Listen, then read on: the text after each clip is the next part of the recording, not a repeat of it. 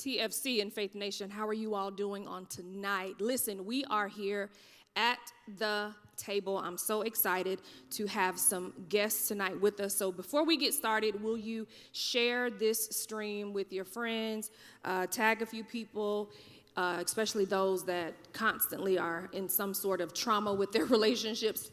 Not for real, but kind of, sort of. So tag a friend, invite someone to join you. We're going to have some fun here tonight, and I'd love for you all to be a part of it. So I'd like to introduce our couples before we get started. So to my right, I have the Hillitons, Dion and Danielle.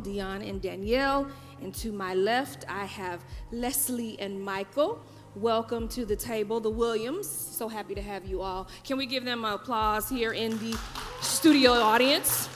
Awesome. Welcome. And so I think both of you guys, I was thinking about y'all today, both couples, y'all are long-standing with us. When did you join? What year? 2011. 2011. When did you join? 2010. 2010. Really? Yeah. So y'all have been with us for a while. How long have you been married, Hillitons? Danielle, Dion? We are approaching 16 years. 16 years. Mike and Leslie? Next month will be 19 years. Oh, 19 years. How long have you, exactly, these days, how long have y'all been together, Danielle, Dion?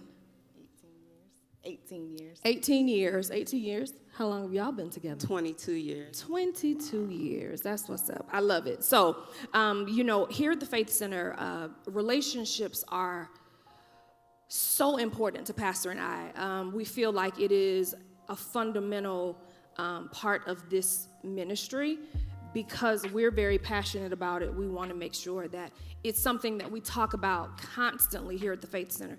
What we do know is that the marriage relationship, the marital relationship, is the number one human relationship on earth. The number one. I know people are crazy about their kids and the whole mother-daughter, but the marital relationship is the number one relationship on earth. It's also the only relationship on earth that God has promised to covenant with, okay? And so we have to make sure that we keep the marital relationship in the focus. My and Pastor's marriage is more important than the Faith Center.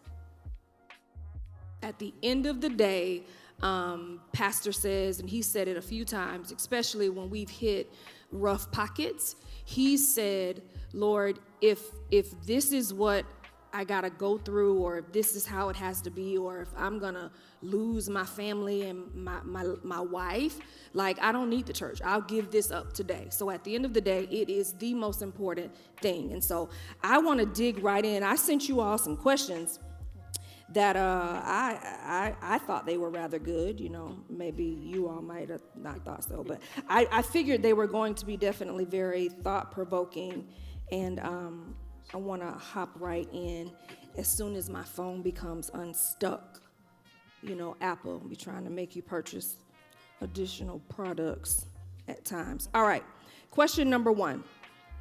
We'll start with the Williams. What was the biggest adjustment?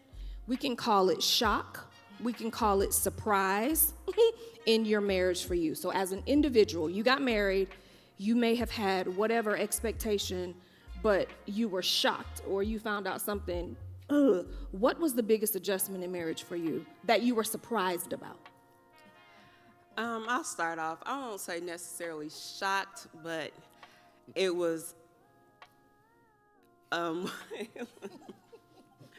it was a lot to handle. I like to be by myself.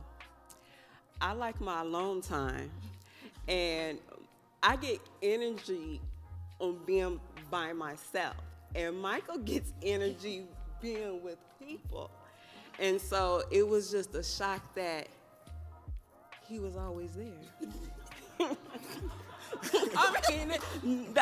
That's not being negative, but when you're used to being by yourself and you're with someone that loves the company all the time, I just had to make adjustments on, okay, this is my husband. We need time together. So we got to make time to be together. And my biggest shock was that somebody wouldn't want to be with me 24/7. Apparently, not so. Yeah, I do not like being alone. Y'all know. I mean, me and Leslie are total opposites. Where I'm an extrovert, Polar. she's an introvert. I honestly didn't know if she liked me when we first started dating. We'd be on the phone and I'm talking, and I'm like, "Are you still there?" "Yeah, I'm just listening to you." I remember first time I came over her house, I sat down on the couch. It was a bigger couch than this, but it was a pizza box in between us the whole time. Like, that's just how she is, and she definitely enjoys her alone time. But me and the boys, we certainly wreck that. Like, she'd be up in her room, she go up there to get some quiet. We come in, "What's going on? What you doing?" Me and the boys come in, lay on the bed. So yeah, that was my like one of my biggest things. I mean, was one, just having to respect her wish for a long time. Sometimes, good. not that much though. But and then also was just like selfishness, like me getting rid of selfishness. I was like, I'm somebody, I know what I want and I go for it and I do it, and a lot of times I don't ask questions about it. Like, I remember I came home with a new car and Leslie was like, "What is this?" Y'all hadn't talked about it? Not at all.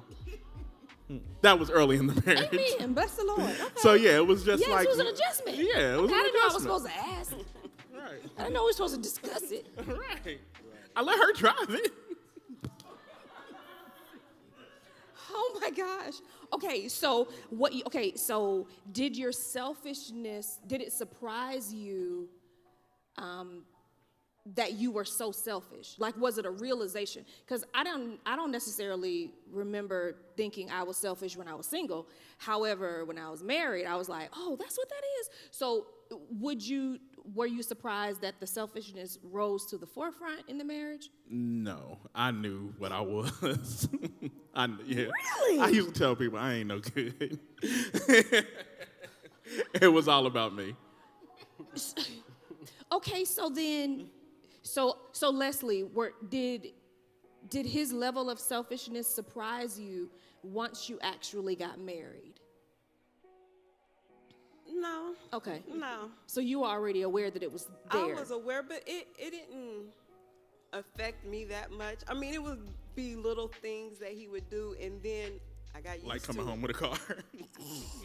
When I saw him from the door, and I'm like, he got that car. We talked about it for 5 minutes, but I'm now used to it because he sold the house, and I talked to you about that. it was. All right, go to Leslie- Dion and Danielle. Leslie, So to answer your question, Lady C, no. that's because I firmly believe that marriage makes you more of who you already are.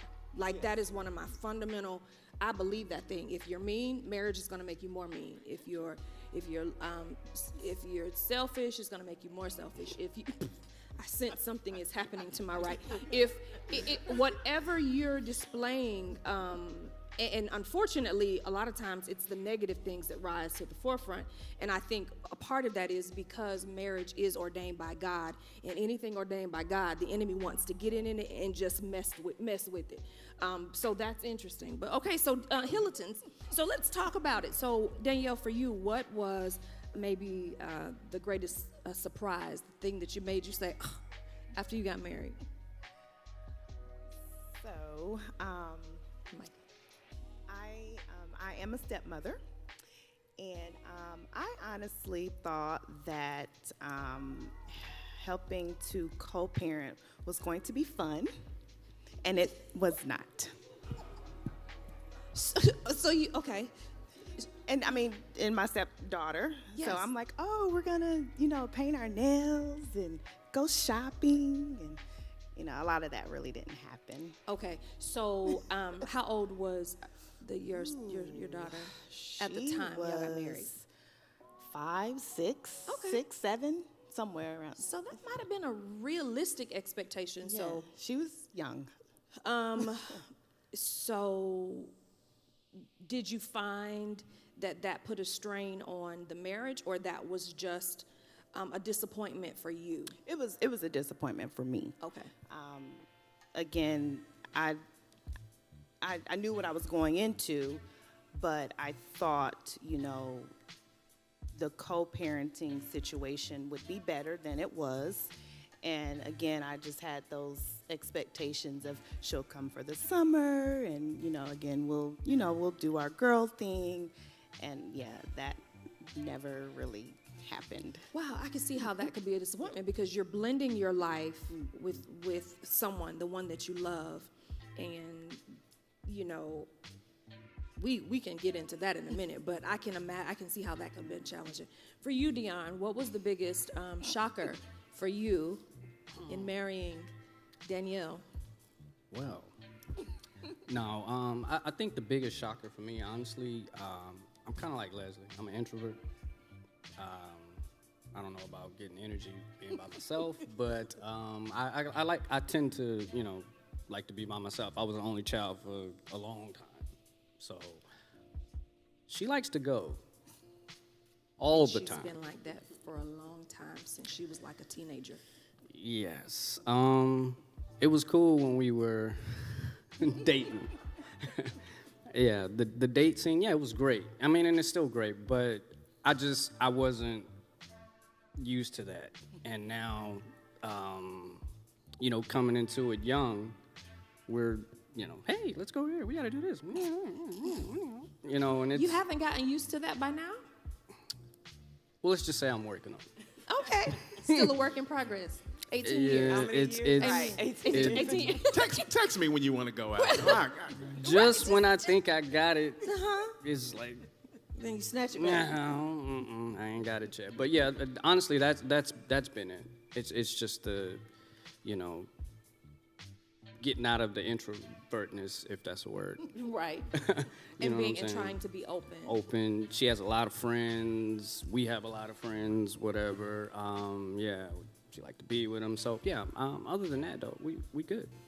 That's awesome. I think for me, the biggest adjustment in being married was, so Pastor and I dated long distance. Were y'all long distance too, Danny? Were you still in Jacksonville? Or were you Yes, here? sort of, kind of. Okay. The first year or so. Was the fact that I thought with us being together every day, that every day was going to be exciting, that every day was going to be some sort of adventure, or it was going to be, something. And then after a while, there's only so much sex that you can have, and you want to do something else. And it's like, so let's go do something else. And then it's like, well, we don't have no money like that yet. Like, so then we have to start, doing fun things, unique things at home, and, dress up, play games, all that kind of stuff. So then after a while, it's like, okay, so do we have any money now? Like, are we progressing? And so, just trying to get to the place to where you can experience things, but right away it wasn't that. It was just life settling in. And I just remember feeling a little despondent. So that was truly an adjustment for me. Okay, so we know that sometimes in our marriages, we all have conflict. Sometimes things arise. Sometimes we just don't see eye to eye when situations come up. What have you all done in your marriage, or what do you currently do in your marriage now to resolve conflict that arises? So something happens. Is there a system or a technique or a method that you can share that you use currently in your marriage? We'll throw that at the Hillitons first this time, and then we'll bounce back. Thank God for growth. Amen. Because we have grown and we've matured in our marriage. So I think we handle conflict a lot differently than we have in the past, and a lot better. I'll say that. We probably talk and listen to each other more than arguing and pointing the finger. Awesome. Good. Dion. Yeah, I'd agree with that. We definitely have grown.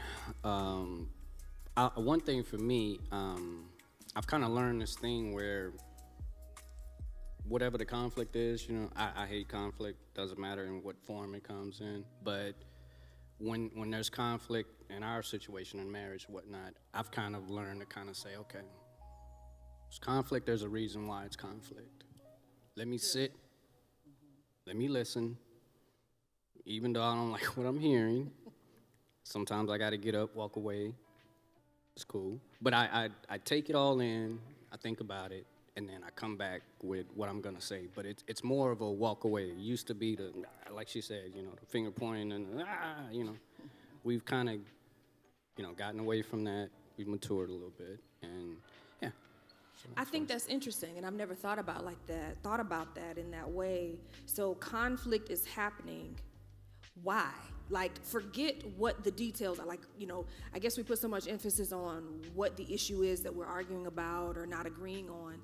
But first, why is there conflict? And that's sometimes deeper than because I wanted this and this happened. It could be that maybe somebody feels like they're not being seen, or they're not being heard or respected, or there's something underlying there that's creating creating some of the, especially if y'all marriages was anything like mine and pastors early on. I'm from Danny, you know, we from Duval. It'll turn quick, and so it's the kind of thing to where. But I had to identify that inner turmoil that I had that felt like every time my husband said no, or maybe let's wait, or something else, or challenged me, that he was against me. Right. And so thinking about why there's conflict versus just the details of the conflict, that's really good. And if I can add really quickly, and I do want to, you know, pat my husband on the back for that, because he does, like he said, and you know, it might not be a physical walk away right then, but sometimes we will kind of just put it on the table, you know, and then he will come back, and I can tell that he's processed it and he's thought about it, and you know, he's apologetic sometimes, or he will express, you know, why he might have, you know, said or reacted the way, you know, in which he, you know, reacted or responded. So Yeah. I appreciate that, husband. It's huge. Listen, this marriage thing on a joke. Williams, okay, so how have you all found over the years methods? What's your secret to resolving conflict? I'll start. So being together for so long, or being together for the 22 years, I'm realizing that when we're having conflict, one of us, we're not listening, we're not hearing. So what I like to do is, let me say it out loud and see if I'm right, if it's making sense to me. Let me And then that's when she realized it's not.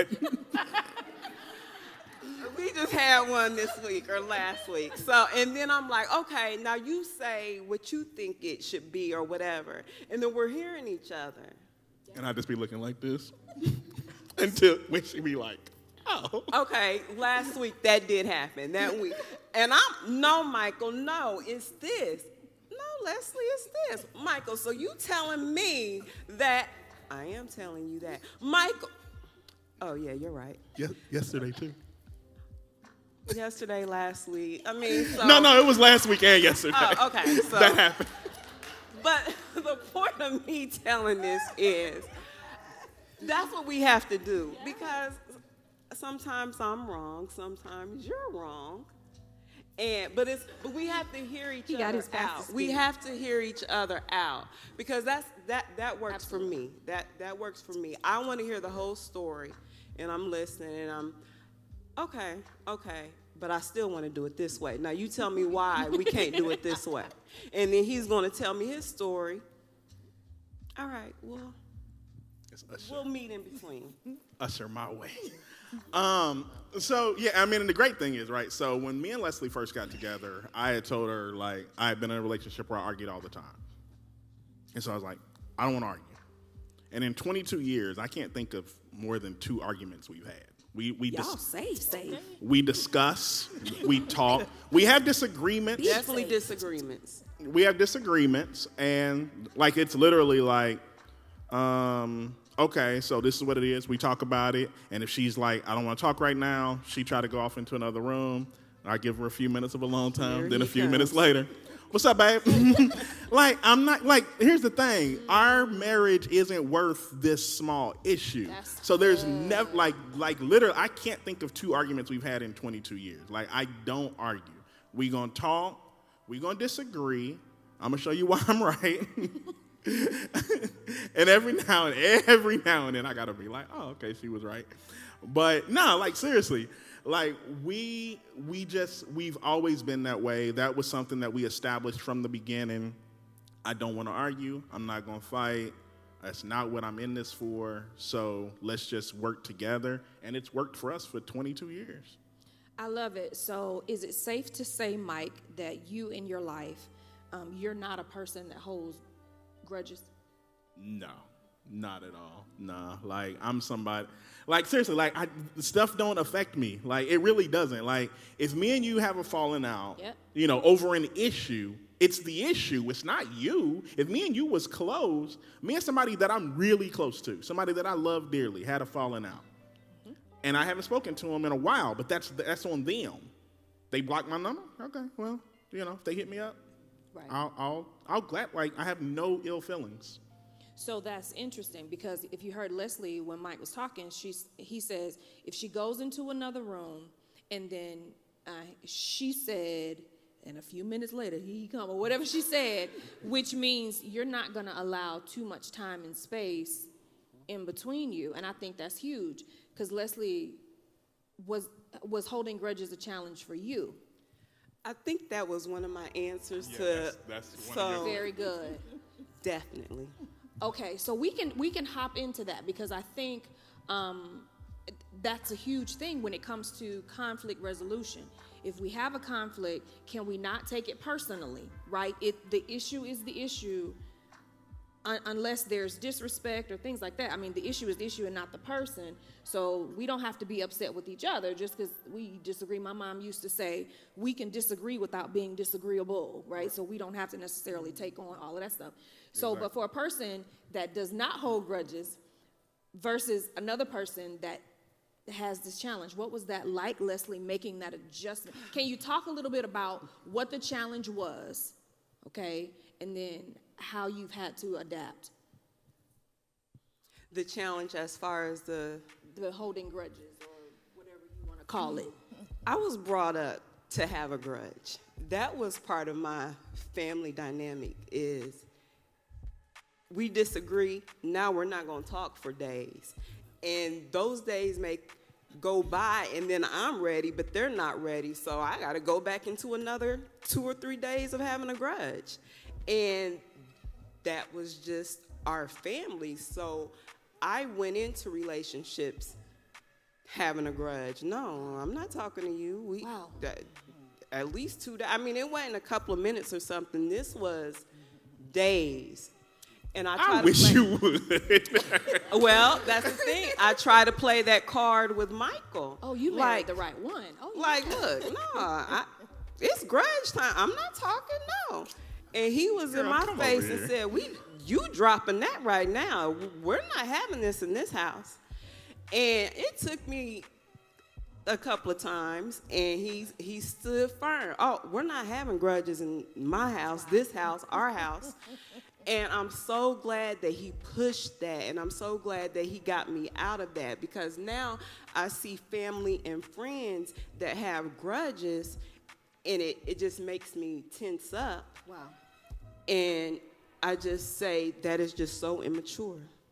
It is so immature, and I'm just so glad that I didn't waste my time doing it longer than I did do it. Absolutely. Yeah, because I wouldn't have been there. I don't do that. Like that's one of the. I remember when I think you and Pastor, y'all were teaching a lesson, and y'all were talking about like something like y'all didn't talk for like a couple of days. Mm-hmm.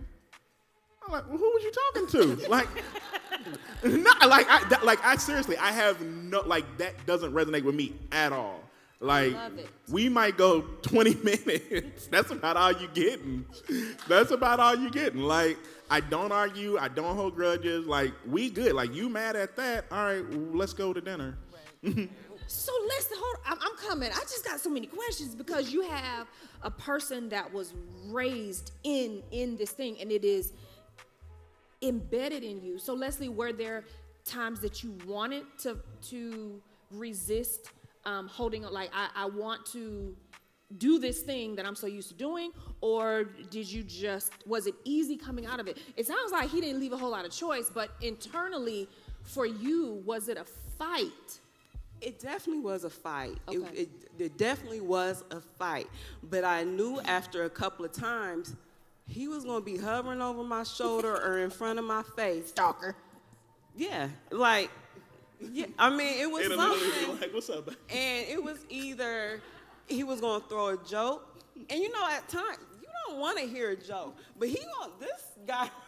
I'm hilarious. That would have been so annoying. Listen, were you annoyed And sometimes? I want to be annoyed. I want to be annoyed, but then I'm he hilarious. makes me laugh, or you hear somebody else in the background chuckling, and it's one of the boys, and I'm like, okay.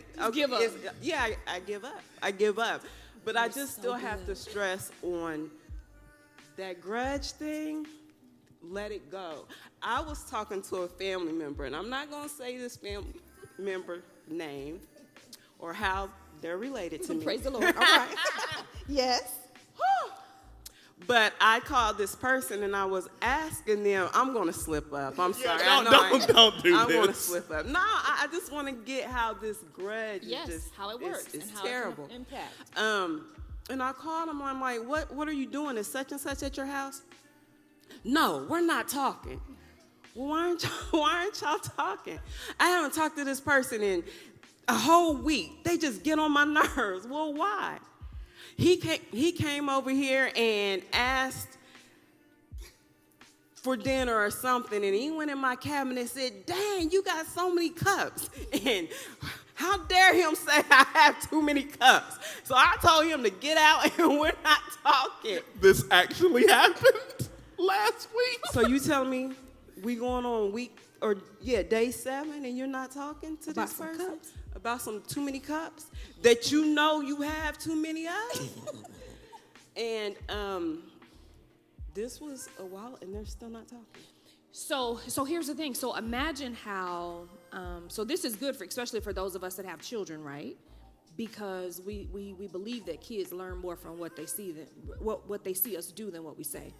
So as a child growing up into this, you never would have thought that holding grudges would have come into your marriage. Thankfully, you were married to someone that just says, I'm not having it. And marriage forced you to grow. Marriage will force you to grow up, or it'll force you to run. Like, you are going to grow or you're going to dip.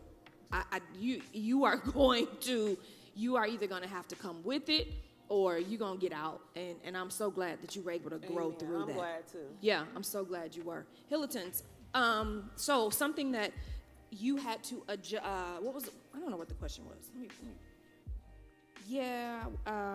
Something that you have to, as an individual in your marriage, what was the biggest adjustment you had to make within yourself in order for your marriage to be successful? Danielle.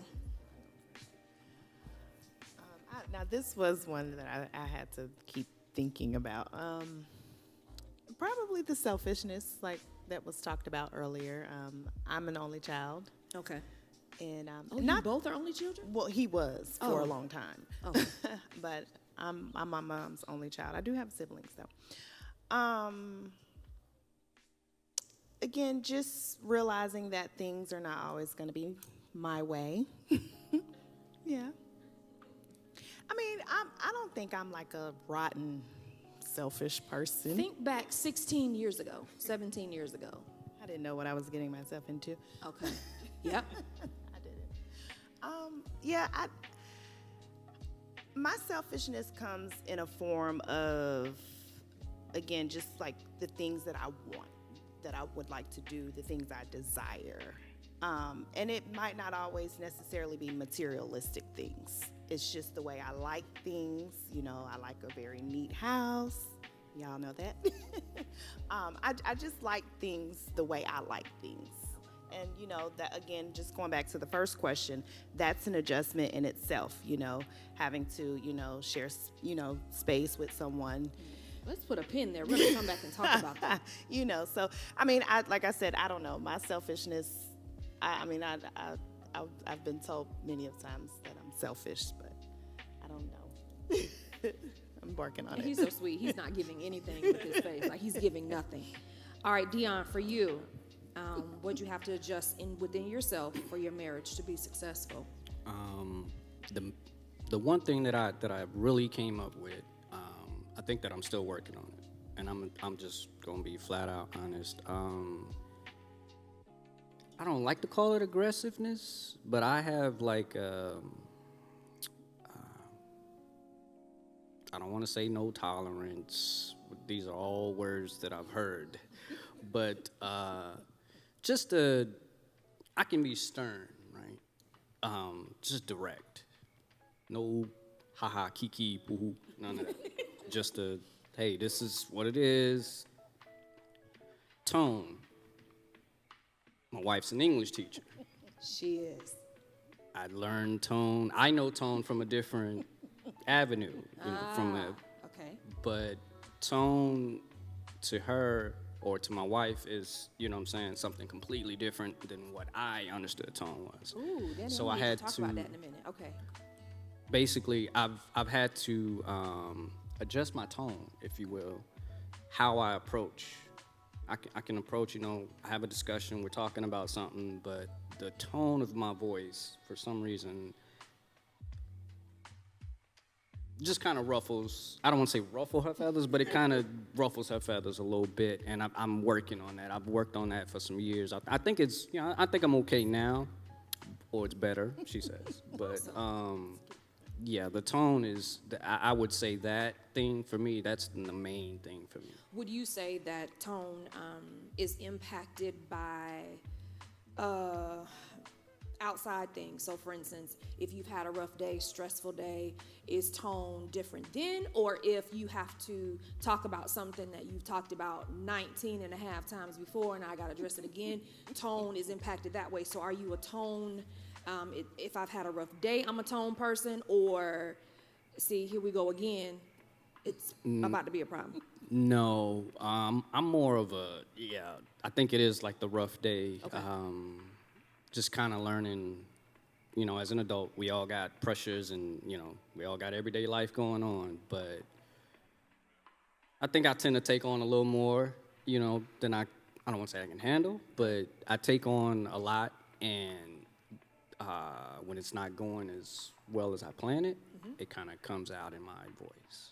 In my tone. That is so good. And so I think those are the kind of questions that we have to ask again, because you started it with the why is there conflict? And so I think by you saying, okay, I'm having tone issues where I'm coming off rough, why am I coming off rough? And so I can ask okay, so it's because I'm already frustrated, I'm tense, and maybe there are things that you can do to deflate on the way home or whatever to make sure that you're in a good space, because we all do that, right? Things have been crazy and the children ask you one question and you're like, what?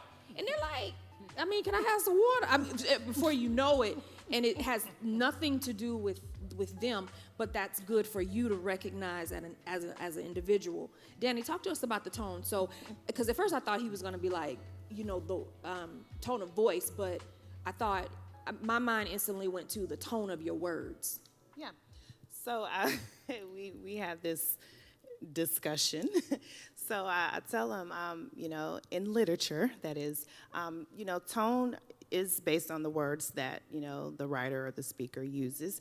And it, obviously it reveals the speaker's attitude, for whatever they're talking about. But sometimes it's, in this case, it's not always the words, and sometimes it is, but it's not always the words, but again, it's just the manner in which it comes across. And so again, the adjustment for me growing up, with just a mother who's, very mild-mannered, never a lot of, yelling or inflection in the voice, I'm not used to that. I was not used to that. And so that was another adjustment. But,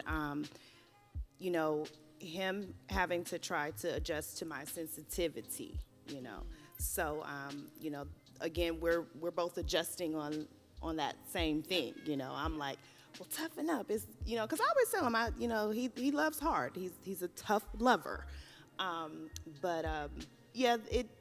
It's not always the words, so to speak.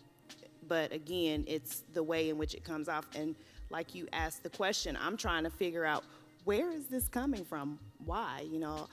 I just asked a question, or early on in our marriage, I would, tell him about my day, or when someone rubbed me the wrong way or made me feel bad.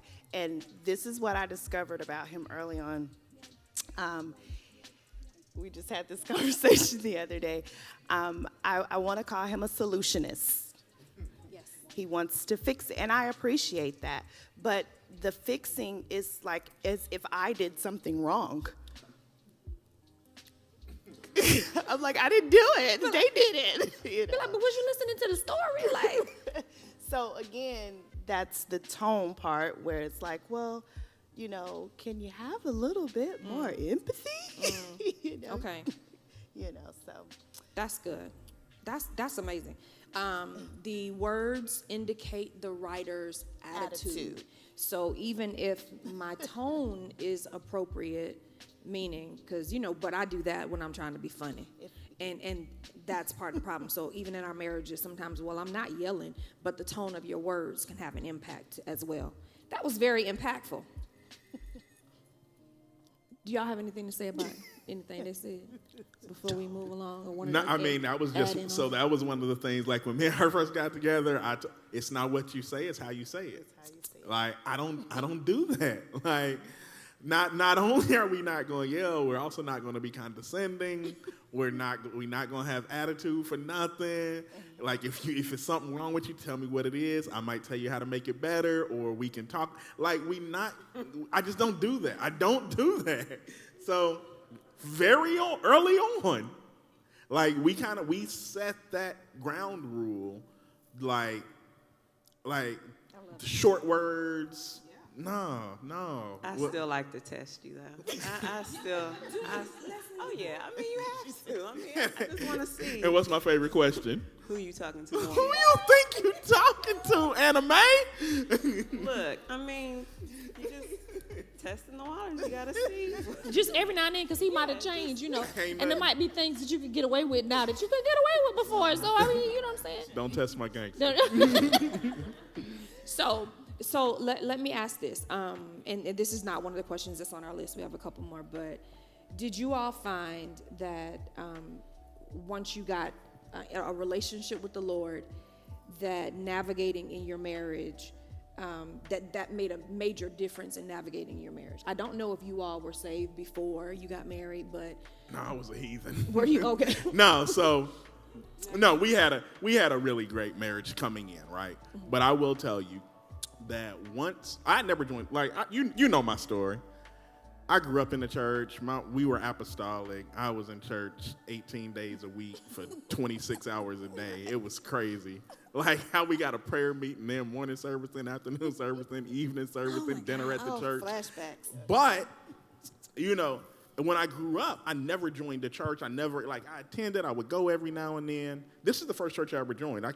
We came on like a Wednesday night Bible study. And I was like, I like this. I like the pastor. I like the first lady. It seemed like a pretty cool spot. And I joined. And Leslie was like, all right, cool. And so she got up and we joined together. And since then, it has definitely improved. Like some of the things, like even though, we may not argue and stuff like that, but I still would, not necessarily always put her first or, just different things like that. When I came here and started, and like I remember the very first service that pastor preached that I saw, and he was like, at the end of the day, sit down and just ask the Lord, God, are you proud of me today? Like I still remember that message from that Wednesday night Bible study. And I was like, every day I want to be able to ask God that question and for his answer to be yes. Yeah. And so that meant putting my number one relationship on earth as my number one relationship on earth. And so that was definitely, joining church and being saved and actually listening and applying the word has definitely strengthened our marriage over the last, 11 years since we've been here. So the first half, was good, but the last 11 have been amazing. That's awesome. What do you think? Anybody else want to comment on that? Same. Yeah. I think sometimes it's we encounter people in relationships, and one of the two may feel like, well, church is not necessarily needed in order for us to be together. And okay, I'm not going to argue with you, but I do believe that when you invite God into your relationship and you have your own individual relationship with the Lord, he allows us to self-correct based on us. Like, he doesn't always have to speak to my husband. A lot of times it is me self-correcting, and it is because I know the Lord, I serve the Lord, I hear his voice, I know his way, and I'm able to make a difference. And so to those of you out there that may be wrestling with, dating someone who is against church or not interested or doesn't have a relationship with God or doesn't believe in God, or they're not caring about the community aspect of being with the body of believers for support and knowledge and just being together, you consider that, because you could have some people here telling you it makes a world of a difference. And let me tell you how it makes a difference for me. And this the first lady of this church telling you how it makes the difference for me. If it was not for the Lord, I wouldn't do right in my marriage. Because I remember at the end of the day, when I stood and made those vows, I made the vow to God. I didn't make the vow to Vincent Campbell. If you think about it, when you hear it, it's you're standing in front of God and these witnesses, and do you promise that this is what you're going to do? You're making the commitment to the Lord that this is what I'm going to do by way of this person. And the Lord holds you accountable. And so a lot of times when my husband would make me angry, and I don't know if anybody can make you angry, I became angry, or I felt how I felt, and I would have the enemy in my ear saying, well, you can do this, or you can do that, or you can go here, you can go there. It wasn't because of my husband, because I ain't like you then, right? But it was because of my relationship with God that kept me solid. So hear that. And then if I didn't have God as that anchor, as that thing to snatch me back when I got all those bright ideas, then it would have been a different situation. We would not have been here. And so God absolutely, unequivocally makes the difference in our relationship. And the other part of that phrase that Pastor and I like to talk about, where it says, let no man put asunder. If God put you together, if he really did it, now if he ain't do it, have at it. But if God joined us together, let no man put asunder, meaning I don't even have the right to call my relationship quits. I don't even, and that, because I think we look at it as a third party. Well, nobody else, no, I don't even have the right to get out of it. If this is something that God did, he made it happen, I need to be with his plan. All right. Are there any myths about marriage that you think singles should understand before they get married? So each one of you, are any myths that you heard about and then you discovered it's false and you want to warn the people? Yeah. Singles. No, I'm just playing. No, I think that I didn't have a lot of examples in marriage around, coming up. I knew the word, I knew the term, it is what it is, but for me, I can't speak for anybody else, for me, a myth coming into marriage, I thought I was going to have all the answers. She was going to do everything I say, not demanding. But no, I thought, like, once I got married, because I'm, like you said, this was to God. I'm getting married. I'm like, all right, cool. God then found me this, beautiful little thing over here. I'm just saying, sorry, wife. She from Duval. She know what it is. But All right. I'm saying, like, I was like, okay, this is great. He gonna give me all the tools.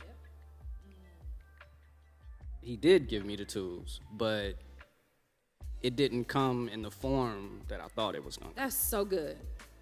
I thought it was going to be more, direct. Hey, I'm basically somebody just holding your hand saying, hey, do this, do that. And it wasn't. So I would say definitely get around some married people.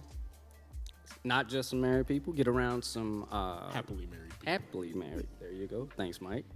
And yeah, just listen. Listen, ask questions. It'll work out for you. Trust me. I like it. Want to go? Either we go? Myths? I have a couple, but it seems like I've been talking a lot. You have not, and we like it. But come on, talk, No, go Leslie. ahead, And I want to Michael, hear go both ahead. of your myths, too. Okay, well, one's not necessarily a myth that I had. I remember when I was home in Indiana, and I was sitting on the porch with my nieces and her friends. And one of her friends said, "Dang, you and Michael been together forever." I remember I was in junior high, and I had met him. And they were asking how long we had been married or whatever. And then my niece was like, "I'm never marrying anybody." And I said, "Why?" She was like, "Because I'll get tired of looking at them. It'll be boring." And I didn't say anything. I just like shook my head because I knew later on I was going to ask her about that. Excuse me. And I was going to wait years to ask her. But when I found out that I was going to be on a panel, I texted her this evening. And I was like, "Christina, you may not remember, but you remember years ago when you said that you could never marry anyone, that you would get bored with them?" She was like, "And Leslie, I remember that conversation well." She was like, "Because I would say it all the time." I said, "I wasn't going to ask you until you turned 30, but I know you're getting ready to have your 29th birthday next week. And I'm also doing a marriage panel. How do you feel about that?" She was like, "I can't say that I've grown a lot because that's something that I don't believe in now, and I'm so ready to be married, and I'm so ready to lay by this person daily and live our lives." And she just went on and on and on, and I gave her the heart emoji, and I'm gonna follow up with her later about it because that's the reason why I didn't say anything then, because all of her friends was on the porch like in agreement, and I'm just looking at them like, "Are you serious?" Because I like looking at this man in 22 years. I like saying, "You got another gray hair right there." Your mama. Or, "I like your grays in your hair." I mean, and it comes with age. And I mean, it's always something different. I mean, 22 years, I can stare at him and be like, "You're cute." And I mean, and I don't get tired of it. And we travel. We're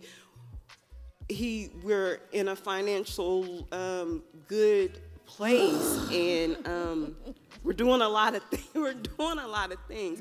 That's one myth. Another myth, and this is not for everybody, so I don't want anyone to take it wrong, where you hear some people say, "I could never date anyone with a child." I went into a relationship. He had a son. I met Michael when little Mike was 10 months old. No, before that. No, he was 10 months old. That's when he came to my job. Or no, we started dating when he was 10 months That old. was our first date. Yeah. Valentine's Day. So I hear that a lot, and I still hear it. And again, it's not for everyone, because I said it, because I had an ex that had kids, and I'm like, how he treated his kids, I'm like, I'll never date anyone that has kids. But I saw how Michael interacted with little Mike. That's it. She about to start crying. She about to start crying. That's so sweet. So no, I love that, because it totally changed that thing for you, because that was probably a fundamental truth for you. Right. Like, it's not happening. I'm not interested in that. And so I think sometimes we do put those limits on relationships, and you would have missed out on a great thing if you would have solely looked at the fact that he had a baby. And so what's interesting is the love, because I told you it was years later that I discovered that little Mike was not your biological son, because y'all couldn't convince me, not even a little bit, that little Mike was not her son. Because first of all, they look just alike. And then secondarily, the relationship between you and little Mike, and I think it was one of those arguments where it was like, you went on ahead and just let him fall. Oh, but and I'm like, and he's like, "No, babe, that's not Leslie's son." And I'm like, "No, yes it is. Like, that's Leslie, baby." He's like, "No, babe, it's not." I'm like, "Yes, that is Leslie, baby." But that's beautiful. That's beautiful. Yeah. That's beautiful. So people just can't put that stipulation on relationships, because you You'll miss out. Cause this guy right here, I mean, Aw. he does it all. I can't even tell. I probably can count on one hand how many times I've taken kids to school and picked them up. I mean, seriously, he just does a lot of things that Wonderful. he wants to, not because I'll be like, you want me to go get him? Nah, I'm getting off this call. Been busy all. Nah, I got it. I love Okay. it. That's so sweet. That's so sweet. I'm gonna tell the people why I hated on Leslie in a minute. In a minute, when she said about y'all financial freedom. But go ahead.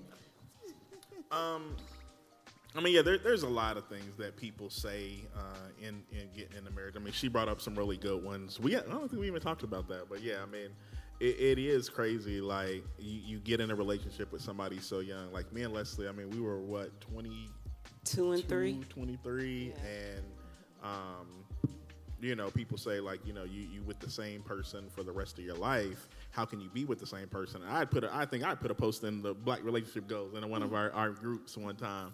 And, you know, I talked about, like, you know, it's not the same person because when I got with her, she was this 23-year-old, you know, we worked together, you know, then she became a 25-year-old wife, and then she became a 26-year-old mother. And whatever.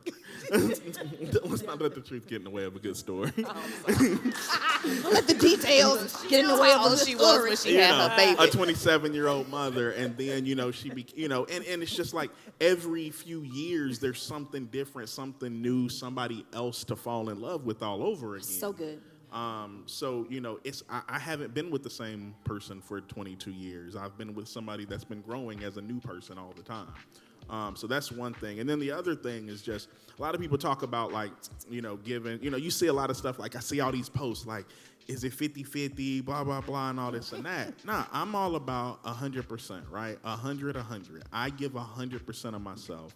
I'm 100% me. And then only me being 100% authentic and happy and free can I bring the best to my marriage. And then she brings 100% of herself into the marriage. And that's why we have such a great marriage.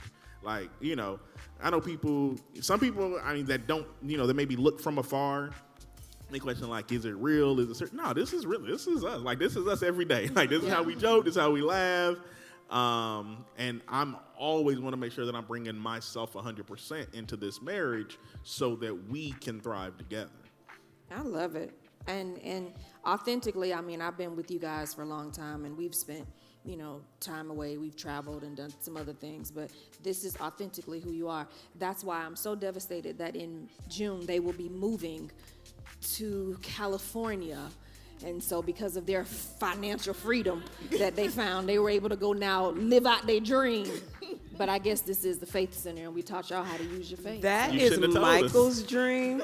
However, It's become your dream. I am following. Like, I don't have a choice. But Yes. yeah, this is Michael's dream. Yeah. It's been his dream for years, and I kept on holding it off with the boys. No, wait till he finished school. No, let's wait till this. And he said, we're done. We're done with the excuses. Yeah, we've gotten to a point where we're able to do it. We've gotten to a point financially. We've gotten to a point spiritually. We've gotten to a point just with our families and stuff like that we're secure. And like with the events of the last couple of years and losing family members and just life is short. So I'm like, when I was stationed in LA, you know, outside of LA in like late 90s in the Marines, I was like, one day I'm gonna live here. And I'm like, why is it 2022 and I still don't live in LA? Babe, let's make it happen. So we put the plan together, and yeah, like, we out of here. Yay, we're so excited. I really am happy for you, because I feel like, you know, God gives you the desire of your heart. So even then, whatever year that was when you were stationed there, okay, it could have just been a thought. But I believe the Lord, because that was something he had for you. And so he has to give your heart the desire so he can bring it to pass. Awesome. All right, Dion, for you, I forgot the question because I was so caught up in the fact that they're about to leave me. Well, leave us, rather. I mean, leave Georgia. We were talking about... The myth. Yeah, Did you have a myth? No, you did yours. Danny, you didn't do yours. I mean, if you don't have one, it's okay. I really don't. The only thing that I can really think of, and it's kind of weird now, because a lot of my girlfriends are married. Thank you. But sometimes, I guess I can kind of think back to my younger years. Just the myth of that this person is going to make you so happy, that's a myth. That is a myth. It is a myth. That's a myth. I think people think when, they get married, life is just going to be perfect. There's never going to be a problem. That, like I said, that person's going to make you happy. Life is going to be grand. You'll never run into an issue or a problem. But again, I don't really see that too much now. I think of course, the older I get, the older my friends are, and they kind of know what's real, so. That's good. I think we absolutely have to talk about these sorts of things before couples get married, when we're single and we're thinking about what we want our lives to look like at the end of the day. We have to, like you said, be around the right people. We need to navigate it God's way. All of that is really important, because once you get married, in my mind, I thought everything was going to be ready, set, go, but no one told me, or maybe they did, and I was just so excited about getting married, I didn't hear the brace for impact. Because even though you're married and you're excited, you spent way too much money on a wedding, all of this stuff that we do, but then there are these hurdles that we have to overcome. Sometimes they're speed bumps, they're small, but then sometimes they're larger. And when you have to deal with, Pastor and I had to deal with infertility early on. And so, you don't think about that because the people didn't told you it's easy to get pregnant. Well, for everybody, it's not. And then, so how do we deal with the disappointment of not being able to get pregnant right away? And then maybe there is a job loss, and so we take a financial hit. And so we prepared for that. We didn't see that coming in any kind of way. And then what if a parent dies, or there is a illness? Somebody takes on an illness, and so now this new thing is now a part of our marriage. And so all of it matters. And so with the level of high impact issues that we face in society and just in life today, I urge you, if you are not already doing life with God, do it, because there's going to come a day when you will need him more than you need anything else. And yes, family's amazing, friends, they're great, but sometimes when they're gone to bed and it's just you and you need the Lord. You need God in those moments. And so I hope you all have enjoyed tonight. I have enjoyed hanging out with y'all. Thank y'all. This was so much fun. Thank you for doing it. Thank you. Yes, I really appreciate it. So we hope that you all have enjoyed. Before we head out tonight, we're going to run a video for the Fox. Time is winding down, so check this video out real quick. Hey, Faith Center family and Faith Nation. Can you believe we will be celebrating 14 years as a ministry? Man. Listen, the weekend of June the 3rd, it's a Friday night, we'll kick off the celebration at the Fox Theater Atlanta for a black tie affair. This is the night that, guys, you want to have your tuxedos. Ladies, this is the night that you get that dress. You're wearing that dress, that dress with your makeup done and your hair done, and you have a sitter and you decide, we're going to make an evening of it. We're going to go out, we will dance, we will eat, we're going to celebrate what God has done for us as a church. Pastor and I are so excited. That night we plan to take pictures with you and just be present in every single way to celebrate. It's going to be fun. Listen, at 7 p.m. we'll kick off with hors d'oeuvres and live jazz, and then at 8, the amazing dinner that the Fox has prepared for us is going to be stellar. So the entertainment will be there. We're going to have a blast. You do not want to miss this event. If you miss this event, you're going to kick yourself later once you see all of the pictures and the videos from that night of celebration. So you can go to the app and simply click on events and log in there. Get your tickets. You want to do it soon because our window of time is narrowing, but you're not too late. And sure, bring a friend, invite a friend to come and celebrate with you. It's at the Fox with the red carpet and all. You don't want to miss it. I look forward to seeing you there.